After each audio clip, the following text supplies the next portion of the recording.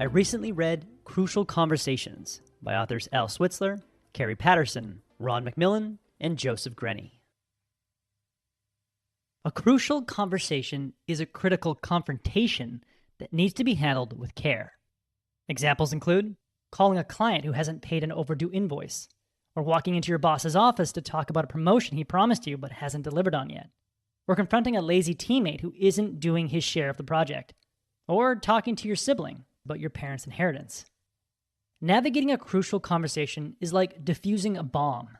Touch the wrong button or hit the wrong wire, and you set off an explosion of emotion. The best way to avoid an emotional explosion and prevent a conversation from going silent or verbally violent is to keep the dialogue going. If there's dialogue, then there's a chance you can work through whatever issue is at the heart of the conversation. In the book Crucial Conversations, I've discovered a tool set that you and I can use to diffuse the tension during a crucial conversation and get back to productive dialogue. Everybody walks into crucial conversations with a story. That story might be, my teammate doesn't care about my project because he doesn't come to my meetings. Or my boss doesn't care about my career because he hasn't given me a promotion yet. If you approach a crucial conversation with a story and a conclusion already in mind, there's no room for dialogue because your mind's already made up. For there to be any hope for productive dialogue, you must assume that you don't know the full story, and you need the help of the person you're talking to get a complete picture. A great way to communicate this is to replay the situation as you saw it by using a when I invite. As in, when this happened and that happened, I felt like this and jumped to this conclusion. If you need to confront a teammate who's not doing his fair share of work on a team project, use the when I framework by saying, when you don't show up to team meetings and don't deliver work to your teammates on time, I fear you don't care about this project and aren't putting in the same effort as your teammates. Then after your when I, invite them to share their story by saying something like, I'm probably not seeing the whole picture. Can you help me see what's going on? You could use this when I invite to confront a client who hasn't paid you for weeks by saying, when I fail to see a payment from you for several weeks and don't get a response to my emails, I worry that you'll never pay me. Then quickly invite them to share their story by saying something like, can you help me understand what's happening on your end? When you use a when I invite, you're not being passive or aggressive. You're being assertive with the facts and honestly sharing your experience. Chances are the person you're confronting will be less inclined to defend their character and more inclined to clarify the situation. But sometimes you can do everything right at the beginning of a crucial conversation, and the conversation will still turn into a heated argument. And that's because the person you're talking to sees you as an opponent, as an enemy they must defeat to get their way.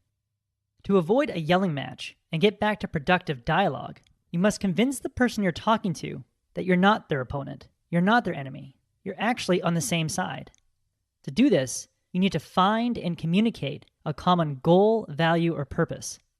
If a crucial conversation with a teammate is not going well, remind him that you both want to enjoy working together and you want the project to go well because you both want your year-end bonuses. If a conversation with your spouse isn't going well, pause and say, there's no need to fight. You and I both love this family and we both want what's best for this family. When you find common ground, you'll realize that you and your conversation partner simply have conflicting strategies to achieve the same ultimate goal. Once you identify and communicate that ultimate goal, your conversation transforms from a fight to more like a strategy brainstorming session. So when emotions start to escalate, get back to dialogue by using sentences such as, I don't want to fight, I just want to find a way for both of us to, then talk about a common goal or purpose. Or, I know we both care about, and then talk about a common value like your country or the team or your family. Then follow that up by saying, let's see if we can find a way that allows both of us to get what we want. At this point, if the person you're talking to remains silent, try nudging them back to productive dialogue by priming their point of view.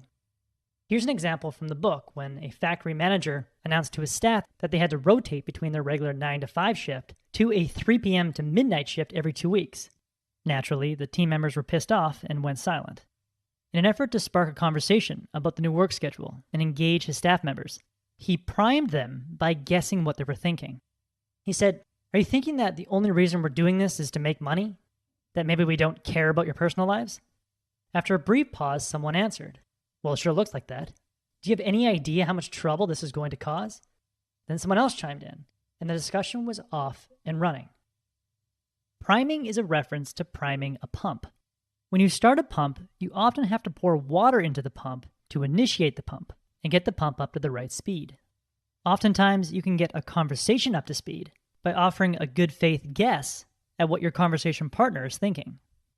Making a good faith guess requires you form two beliefs about the conversation. First, the person I'm talking to is a reasonable, rational, and decent person. And second, I'm largely responsible for this conversation going sideways, and I'm willing to own up to it.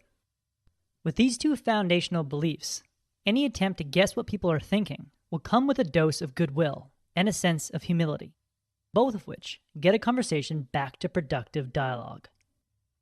If you learn to start your crucial conversations by using when-I invitations and de-escalate emotions by finding common ground and priming with goodwill, you can transition every crucial conversation away from verbal violence or silence and into a realm of productive dialogue. The more you engage in dialogue, the greater chance you have to find agreements, and the more likely you are to work together to resolve the problem at the heart of a crucial conversation. That was the core message that I gathered from Crucial Conversations. There are many more tools in this book to help you navigate any difficult conversation. I highly recommend this book. If you would like a one-page PDF summary of insights that I gathered from this book, just click the link below and I'd be happy to email it to you. If you already subscribe to the free Productivity Game email newsletter, this PDF is sitting in your inbox. If you like this video, please share it. And as always, thanks for watching and have yourself a productive week.